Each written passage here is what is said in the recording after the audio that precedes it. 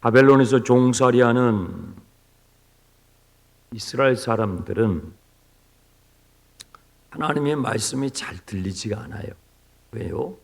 자기의 처지가 종살이하는 기가 막힌 이 상황 때문에 그 현실의 벽이 너무나 커서 하나님의 말씀이 들리지가 않죠. 우리도 그래요. 우리도 신앙생활을 하지만 우리의 문제에 급급한 나머지 하나님의 말씀이 들리지가 않는 것이죠. 그런데 우리가 예언서를 쭉 읽어 나가다 보면 우리는 우리의 문제가 중요하고 우리의 문제를 늘 지금 마음에 담고 있는데 하나님께서는 그것을 접근하시는 하나님께서는 우리의 문제보다는 하나님 자신을 계속 강조를 해요.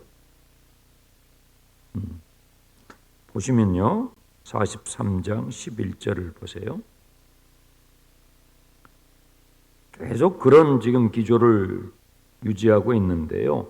나 곧 나는 여호와라. 나 외에 구원자가 없느니라. 지금 이스라엘 백성들은 자기들 문제가 크거든요. 종살이하며 언제 그 상황 가운데서 내가 구출될지 나갈지 그것만큼 더 중요한 게 없는데 하나님께서는 그런 이야기 별로 안 하시고 자꾸 하나님 자신에 대해서 이야기하셔요. 나 곧 나는 여호와야. 나 외에는 구원자가 없어. 다른 신이 없어. 네, 내가 알려주었으며 원하였으며 보였고 너희 중에 다른 신이 없으므로 그러므로 너희는 나의 증인이요 나는 하나님이라. 계속 하나님 자신에 대해서 강조하시고 하나님 자신이 누구신지를 소개하고 계셔요. 만약에 여기서 있는 제가 저로 말씀드릴 것 같으면 저는 이런 사람이고 막 저 자신에 대해서 막 여기서 떠들어요. 그러면 여러분이 새벽에 이렇게 나오셔가지고 그걸 들으면서 어떻게 했어요? 저 인간이 뭐지? 아니 이 귀한 시간에 얼마나 속 없는 사람이겠습니까?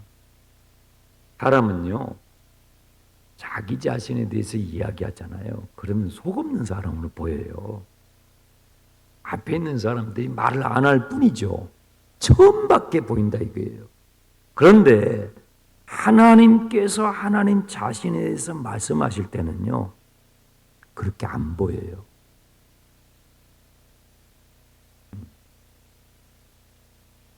우리가 우리 자신에 대해서 떠들고 우리 자신을 막 자랑하잖아요. 그러면 듣는 사람들이 그냥 말을 안 할 뿐이지 아이고 저 속 없는 인간 속으로 그렇게 생각하는데요.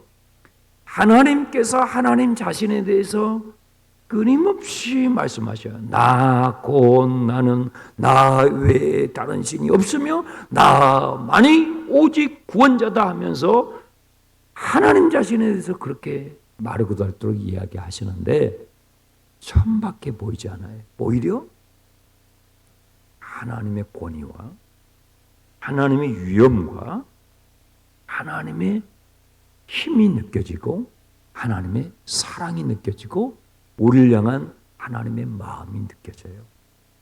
이게 다른 거예요.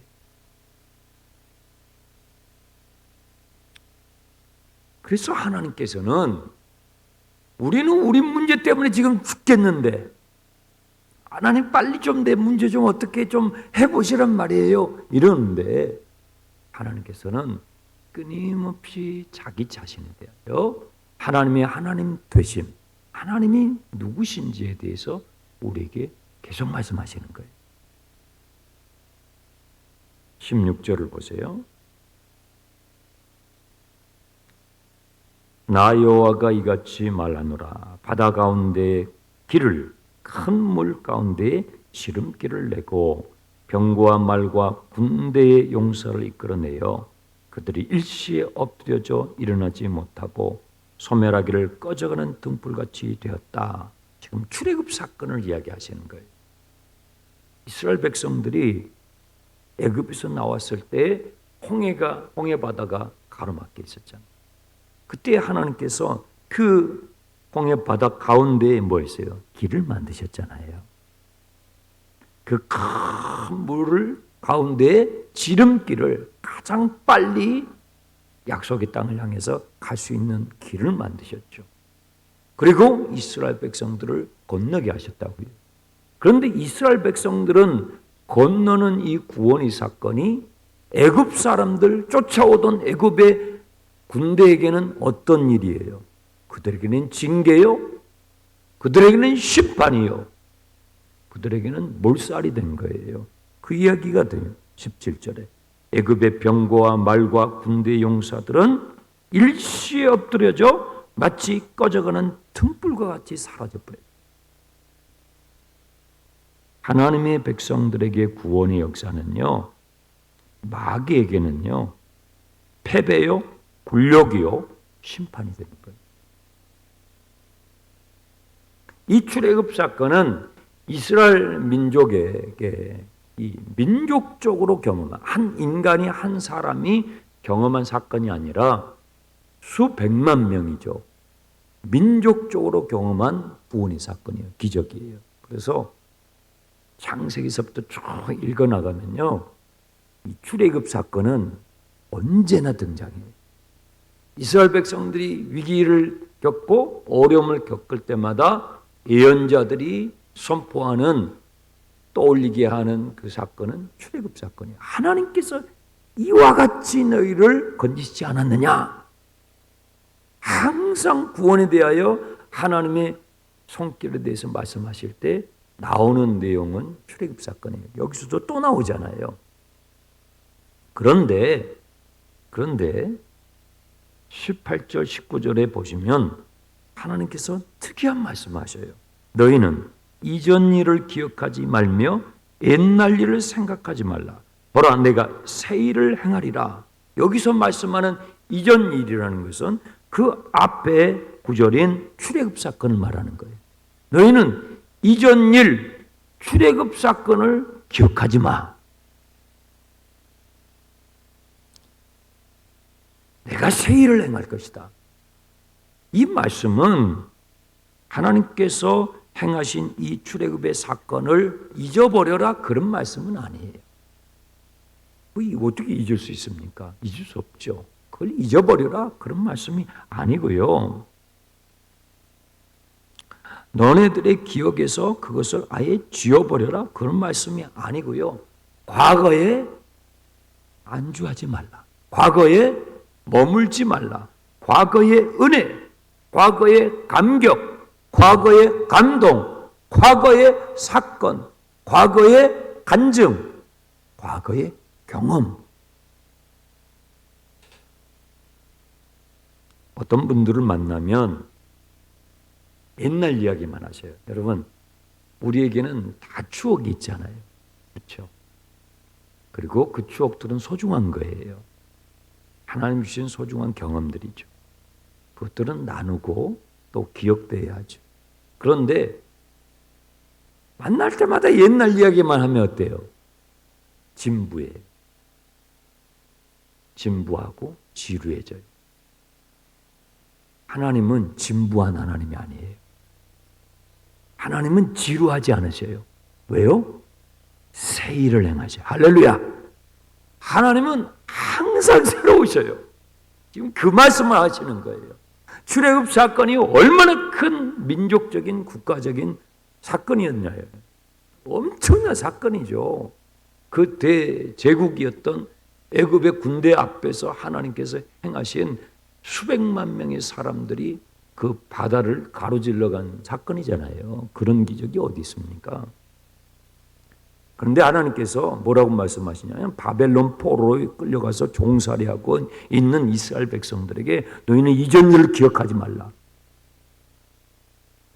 너희는 이전 일을 기억하지 말라. 내가 새 일을 행하리라. 뭐예요? 내가 더 크고 더 놀라운 일을 행할 것이다. 너희들의 인생을 향해. 와, 여러분, 이 말씀이 오늘 여러분에게 주신 하나님의 음성이 되기를 축복합니다. 하나님은 과거에 매이는 분이 아니다는 거예요. 하나님은 진부한 분이 아니에요. 하나님은 지루한 분이 아니에요. 여러분 신앙생활이 지루하지 않아요. 얼마나 신나는지 몰라요. 모험하는 것 같아요. 안 가봤던 길을 떠나는 모험가 같다고요. 신앙생활은 그래요. 기가 막힌 모험이에요. 이런 모험이 없어요. 여러분 하나님이 어마어마하게 큰 분이잖아요. 네, 오늘 이렇게 오고 있는데 교회를 향해서 오고 있는데 달이 엄청나게 큰데 달이 꼭 유달산에 떡 걸쳐 있는 것만큼 크게 떠 있더라고요. 하나님 그거 만드신 분이에요. 그거 만드셔가지고요 막 돌리셔요. 태양을 만들어 놓으시고 막 돌리신다니까요. 그런 분이에요. 엄청나게 큰 분이에요. 우리는 그 하나님을 내 수준으로 생각해요. 내 수준으로 생각하니까 내 수준밖에 안 되는 거예요. 그래서 하나님께서 나는 내 문제 때문에 급급하고 이 문제 좀 어떻게 빨리 좀 헤어주셨으면 좋겠는데 하나님은 그거 이야기 안 하시고 뭐예요? 자꾸 하나님 자신이 누군지 이야기해 주시는 거예요. 야, 나는 이런 존재야. 나는 이런 존재야. 내가 저거 만들었어. 내가 저거 돌리고 있다. 자꾸 그런 얘기를 하세요. 너 출애굽 사건이 엄청난 사건이잖아. 그런데 그거 잊어버려. 내가 새 일을 행할 거야. 더 크고 또 놀라운 제2의 출애굽. 너희를 바벨론에서 나오게 하는 출 바벨론이라고 그러죠. 그것을 행할 거야. 내가 예전에 행하지 않았던 전혀 새로운 방식으로, 전혀 새로운 스케일로 내가 그것을 행할 거야. 하나님이 이런 분이에요.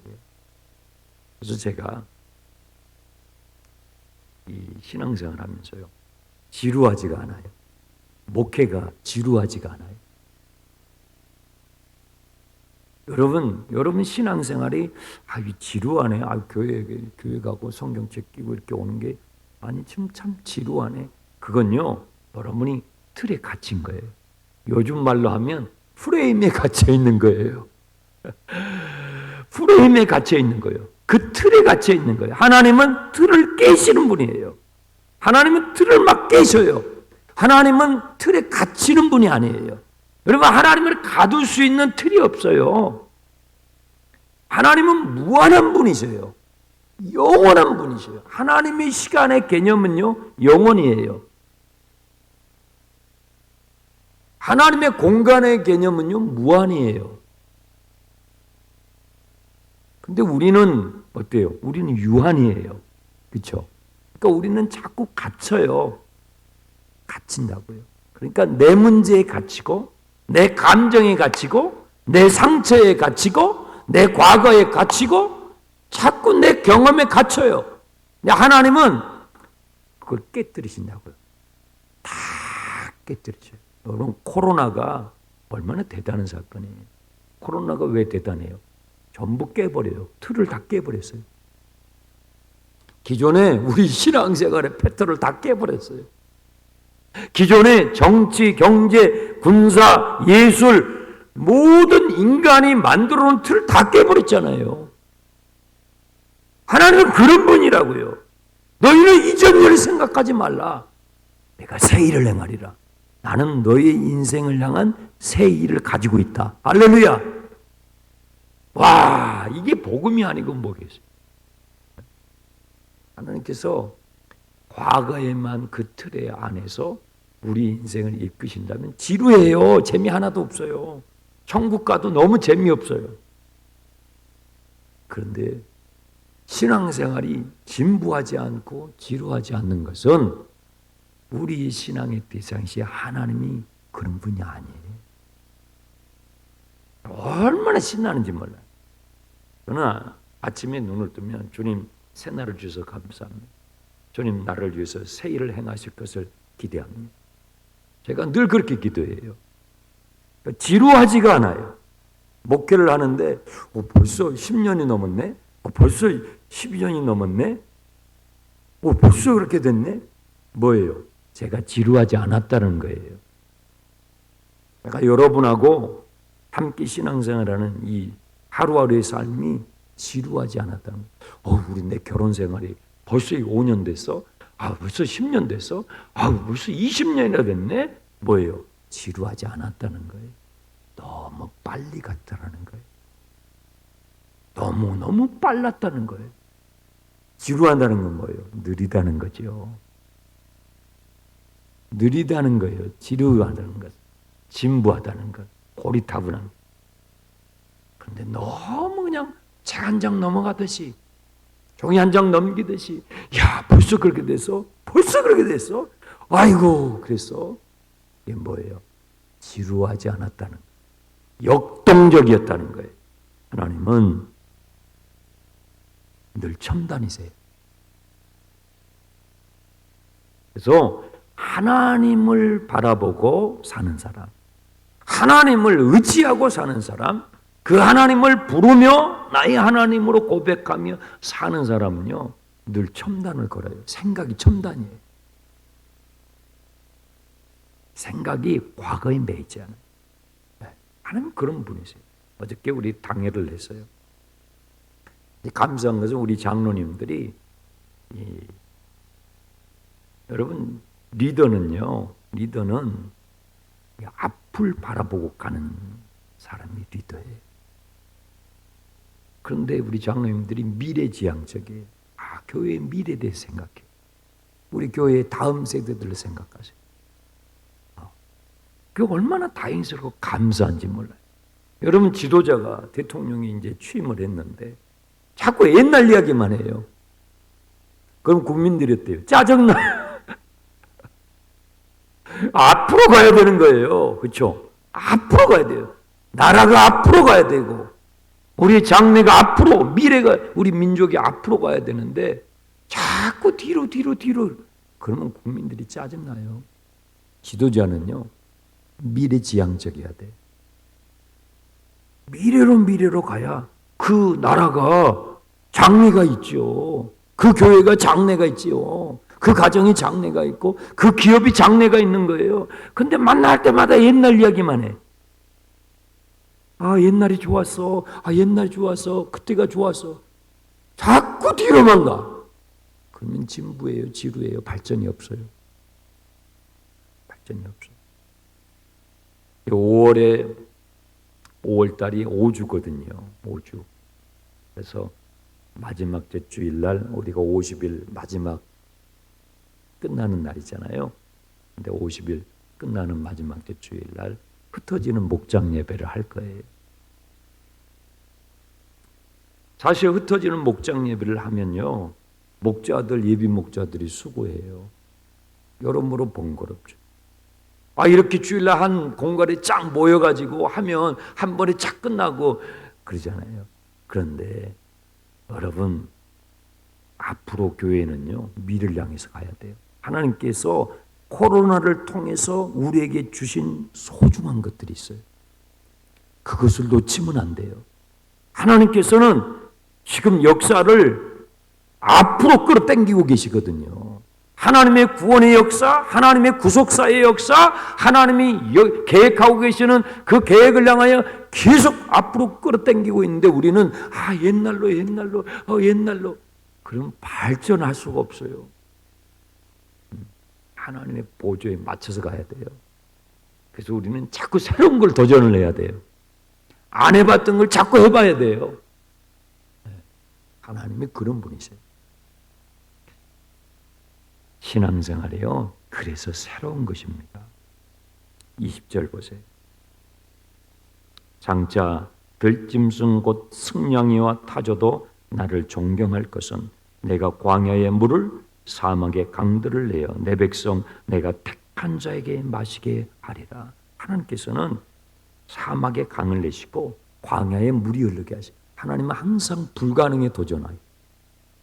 우리가 불가능하다고 생각하는 것을 하나님 도전하게 하신다고요.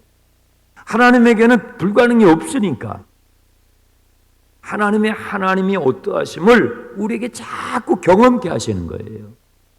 그래서 사막에 내가 강을 흐르게 할 텐데 그 강물을 내가 마시게 될 거야. 너가 지금 불가능하다고 생각하는 거 있지? 너 거기서 생수를 마시게 될 거야. 하나님은 그런 분이세요. 또 보세요. 21절. 이 백성은 내가 나를 위하여 지었나니 나를 찬송하게 하려. 너는 찬송하게 될 것이다. 너는 노래하게 될 것이다. 하나님은 이런 분이세요. 하나님은 우리를 우울하게 하고 그냥 울게 하고 고통스럽게 하고 그런 분이 아니고요. 하나님은 우리를 사막으로 인도하시지만 거기서 생수를 마시게 하시고요. 하나님은 우리를 광야로 이끄시지만 거기서 반석을 깨뜨리시고요. 하나님은 우리를 때로는 시련과 역경을 주시지만 결국은 우리를 찬양하게 해주십니다. 22절부터 28절까지는요. 이스라엘의 죄에 대해서 소제목이 이렇게 되어 있는데 무슨 말이냐면 사실 이스라엘은 이런 하나님의 은혜를 받을 자격이 된다 안 된다? 안 된다는 이야기하는 거예요. 이스라엘은 이런 하나님의 사랑을 받을 자격이 전혀 안 돼요. 보세요. 22절. 그러나 야곱아 너는 나를 부르지도 아니하였고 이스라엘아 너는 나를 괴롭게 여겼으며 이 이스라엘 백성들은요. 하나님을 제대로 부른 적이 별로 없어요. 눈이 있어도 봐야 될 것도 못 보고 귀가 있어도 제대로 들어야 할 것 듣지도 못하고 하나님을 믿는 걸 어떻게 생각해? 괴롭게 생각해. 괴롭게. 또 보세요. 23절. 내 번제의 양을 내게로 가져오지 아니하였고 내 제물로 나를 공경하지 아니하였느니라. 나는 제물로 말미암아 너를 수고롭게 하지 아니하였고 유양으로 말미암아 너를 괴롭게 하지 아니하였거늘. 하나님은 우리를 괴롭게 하지 않으세요. 근데 우리는 괴로워해요. 예배 드리는 걸 괴로워해. 50일 하는 걸 괴로워해요. 아이고 50일 또요. 50일이 괴롭습니까? 성경 읽는 게 괴롭습니까? 제가 여러분 성경 읽기 막 이렇게 하시라고 하잖아요. 여러분 필사가 괴롭습니까? 신앙생활이 괴롭습니까? 그건 신앙생활 잘못하는 것입니다. 즐거운 것입니다. 모험을 떠나는 것과 같아요. 하나님께서 행하시는 그 새로운 일에 우리가 늘 기대하며 참여하는 것이 신앙생활인데 이스라엘 백성들은 그걸 괴롭게 생각해요. 예배드리는 걸 괴롭게 생각하고 하나님 말씀 읽는 걸 괴롭게 생각하고 제사하는 걸 괴롭게 생각하고 그랬다는 거예요. 24절. 너는 나를 위하여 돈으로 향품을 사지 아니하며 희생의 기름으로 나를 흡족하게 하지 아니하고 내 죄짐으로 나를 수고롭게 하며 잘 보세요. 너의 죄악으로 나를 괴롭게 하였느니라. 실상은 뭐예요? 너네들이 나를 괴롭게 해서. 여러분 자식이 부모를 괴롭게 해요? 부모가 자식을 괴롭게 해요? 대개 보면 자식이 부모를 괴롭게 해요. 그런데 자식들이 정말 철없이 학교에도 가면 우리 선생님들 계시지만 그 학교에도 가면 진짜 매맞을 짓만 하는 학생이 있잖아요. 그런 것만 골라서 하는 애가 있잖아요. 자식도 부모에게 할 때 보면 우리가 자식이면서도 부모이기 때문에 이 자식이 부모에게 하는 말을 이렇게 보면은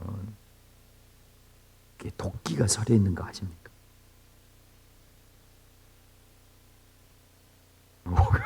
독이 서려 있어요. 독이. 자기는 잘못이 하나도 없는 것 같아요. 모든 잘못은 다 부모가 한 것 같아요.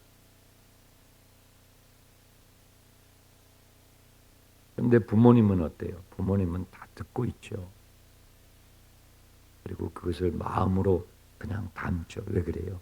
자식을 사랑하니까요. 너도 나중에 부모가 되겠지. 그러면 내 마음을 이해할 날이 오겠지 하고 사랑하니까. 하나님의 마음이 그렇다는 거예요. 네.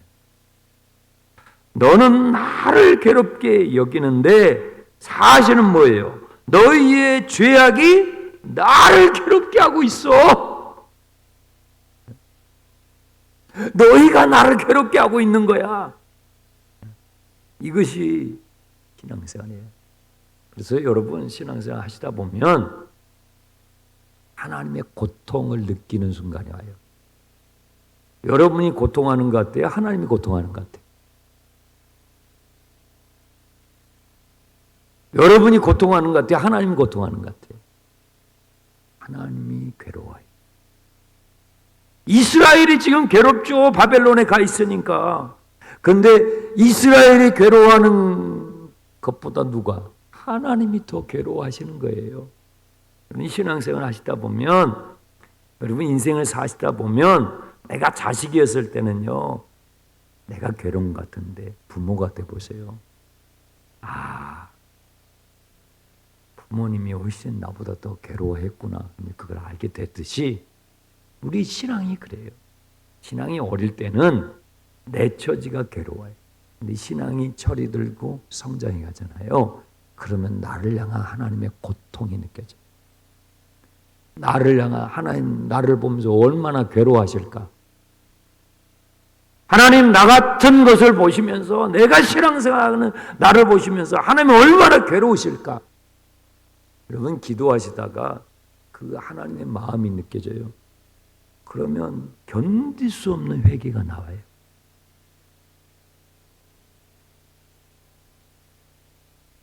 내 문제 좀 어떻게 해주세요. 내 문제 좀 어떻게 해주세요. 하다가 나를 향하여 괴로워하시는, 철없는 나를 향하여 괴로워하시는 그 하나님의 마음이 탁 내게 올 때요, 거기 정말 회개하게 되는 거예요.